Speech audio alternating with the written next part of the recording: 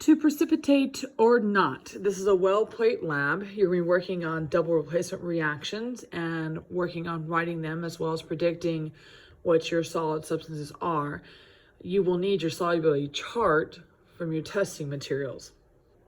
You will have various solutions out in the back at the fume hood. You get to choose which ones you're going to put together. I would recommend making a spreadsheet or a table so that you can keep track of what you have. You do want to organize your well plate.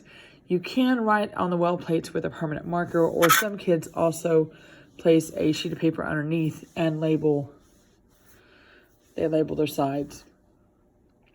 You must test all the combinations and record all observations. This is a 2-day lab, so you use your time wisely. Please do not cross-contaminate the droppers. So you're simply going to be taking your droppers and dropping substances into the wells. And it only takes 2 or 3 drops. And then bring in your next dropper and record what happens. Some reactions may not show anything.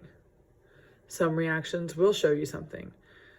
So then the question becomes, how do you know that a reaction actually did occur?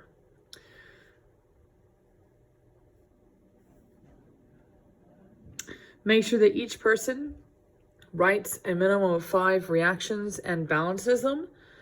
Each person has that responsibility.